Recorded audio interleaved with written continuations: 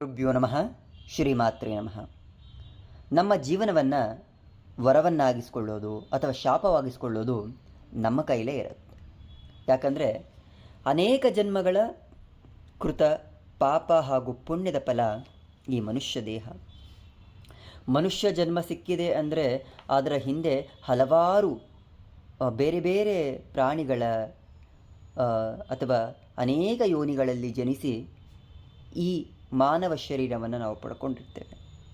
ಹಾಗೂ ಈ ಮಾನವ ಶರೀರವನ್ನು ಪಡೆದ ಮೇಲೆ ಆ ಶರೀರವನ್ನು ನಾವು ಹೇಗೆ ಬಳಸ್ಕೊಳ್ತಾ ಇದ್ದೀವಿ ಹಾಗೂ ನಮ್ಮ ಬುದ್ಧಿಯನ್ನು ಹೇಗೆ ಬಳಸ್ಕೊಳ್ತಾ ಇದ್ದೀವಿ ಅನ್ನೋದ್ರ ಮೇಲೆ ನಮ್ಮ ಜೀವನವನ್ನು ನಾವು ವರವಾಗಿಸ್ಕೊಂಡಿದ್ದೀವ ಅಥವಾ ಶಾಪವಾಗಿಸ್ಕೊಂಡಿದ್ದೀವ ಅನ್ನೋದು ನಮ್ಮನ್ನೇ ನಾವು ಪ್ರಶ್ನೆ ಮಾಡಿಕೊಳ್ಬೇಕಾಗತ್ತೆ. ನಮ್ಮ ಮನಸ್ಸಿನ ಆಳಕ್ಕೆ ಹಿಡಿದಷ್ಟು ನಮಗೆ ಸಿಗೋದು ಶಾಂತತೆ. ಎಲ್ಲಿಯವರೆಗೂ ನಾವು ಗೊಂದಲದಲ್ಲಿ ಇರ್ತೀವೋ ಅಲ್ಲಿಯವರೆಗೂ ನಾವು ಏನನ್ನು ಮಾಡ್ತಾ ಇದ್ದೀವಿ ಅನ್ನೋದರ ಅರಿವು ನಮಗಿರೋದಿಲ್ಲ. ನಾನು, ನನ್ನದು, ನನ್ನಿಂದ, ನನಗಾಗಿ ಅನ್ನುವಂತಹ ಭಾರವಾಗಿ ಆ ಭಾರದ ಸಂಬಂಧಗಳನ್ನು ಇಟ್ಕೊಂಡು ನಾವು ಎಲ್ಲವನ್ನು ಮಾಡ್ತಾ ಹೋಗ್ತಾ ಇದ್ದೇವೆ. ಸರಿಯಾಗಿದ್ದಾಗ ಅದು ನನ್ನಿಂದ ಆದದ್ದು, ತಪ್ಪಾದಾಗ ಅದು ಮತ್ತೊಬ್ಬರಿಂದ ಆದದ್ದು ಅನ್ನುವಂಥ ಭಾವನೆಯಲ್ಲಿ ನಾವು ಬದುಕ್ತಾ ಇದ್ದೇವೆ. ಈ ಭವಸಾಗರವನ್ನು ದಾಟಬೇಕು ಅನ್ನುವಾಗ ಈ ಯಾನವು ಹೇಗಿರಬೇಕು?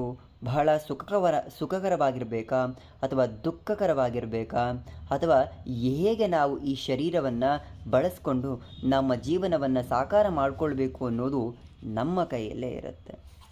ಮನಸ್ಸು ಎಲ್ಲದಕ್ಕೂ ಕಾರಣ ಅಂತ ಹೇಳ್ತೀವಿ. ಆದರೆ ಆ ಮನಸ್ಸು ಎಲ್ಲಿದೆ ಅನ್ನುವ ಪ್ರಶ್ನೆಗೆ ಉತ್ತರ ಯಾರಿಗೂ ಕೂಡ ತಿಳಿದಿಲ್ಲ.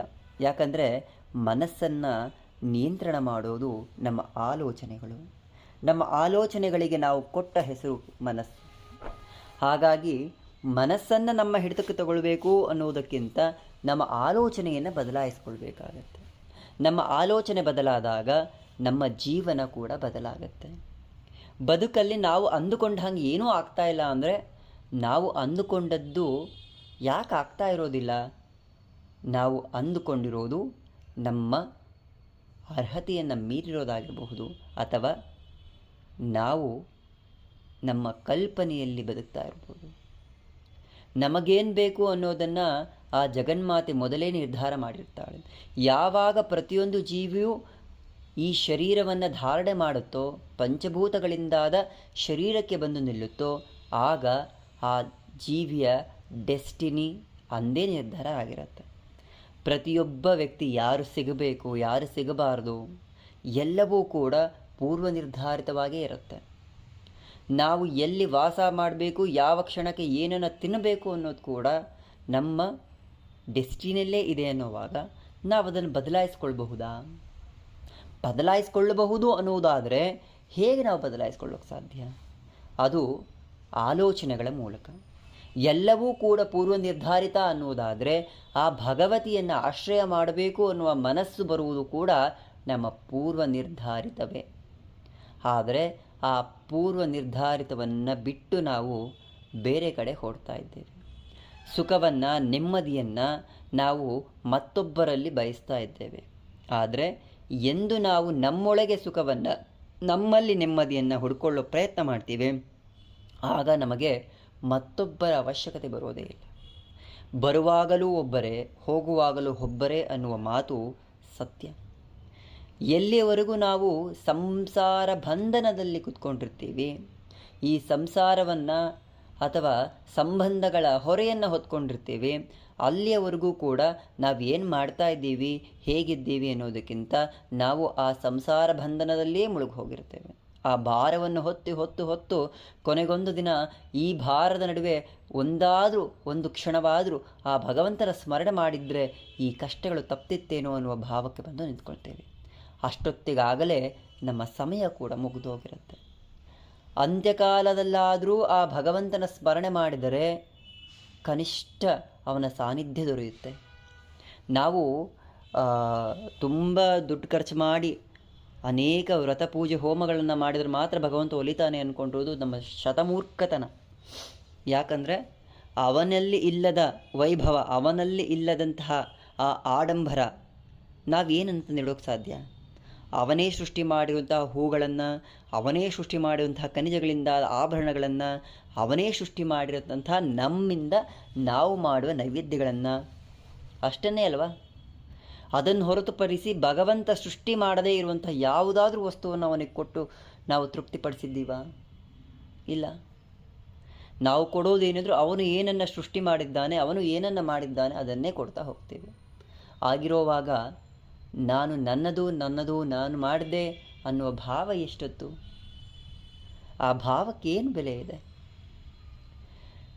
ನಾವು ಭಗವಂತನಿಗೆ ಕೊಡೋಕೆ ಸಾಧ್ಯ ಇರೋದು ನಿರ್ಮಲವಾದ ಪ್ರೀತಿಯನ್ನು, ಅವನ ಮೇಲೆ ಅಚಲವಾದ ನಂಬಿಕೆಯನ್ನು. ಹೇಗೆ ಅವನನ್ನು ನಂಬಬೇಕು ಅಂದರೆ, ಸಾಯುವ ಕೊನೆ ಕ್ಷಣದಲ್ಲಿಯೂ ಕೂಡ ನಾನು ಮರಣ ಹೊಂದ್ತಾ ಇಲ್ಲ, ಆ ಭಗವಂತನ ಸಾನ್ನಿಧ್ಯವನ್ನು ತಲುಪ್ತಾ ಇದ್ದೀನಿ ಅನ್ನೋ ಮನಸ್ಥಿತಿ ನಮಗೆ ಬರಬೇಕು.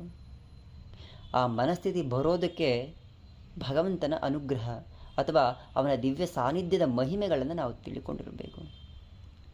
ಕೋಟಿಗೊಬ್ಬರಿಗೆ ಮಾತ್ರ ಲಲಿತಾ ಪರಮೇಶ್ವರಿಯ ದಿವ್ಯ ಚರಿತ್ರೆ ಹಾಗೂ ಅವಳ ಮಹಿಮೆ ಅರ್ಥ ಆಗಿರುತ್ತೆ ಅಥವಾ ಅವಳ ಬಗ್ಗೆ ತಿಳಿದುಕೊಂಡಿರ್ತಾರೆ.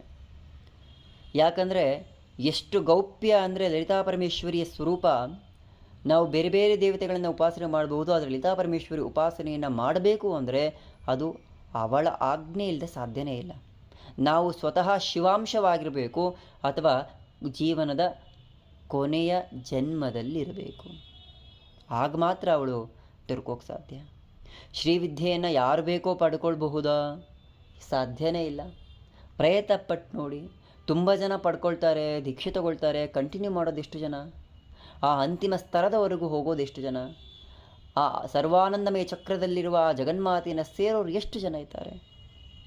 ಎಲ್ಲವೂ ಸಮಯ ಇಲ್ಲ, ಮತ್ತೊಂದಿಲ್ಲ, ಮಗದೊಂದಿಲ್ಲ, ಅಲ್ಲೇ ಹೋಗ್ಬಿಡುತ್ತೆ ಹೊರತು ನಾನು ಸಂಪೂರ್ಣವಾಗಿ ಅವಳಿಗೆ ಶರಣಾಗಿ ಅವಳ ದಿವ್ಯ ಸಾನ್ನಿಧ್ಯವನ್ನು ತಲುಪ್ತೀನಿ ಅನ್ನೋರು ಬೆರಳೆಣಿಕೆ ಎಷ್ಟು ಜನ?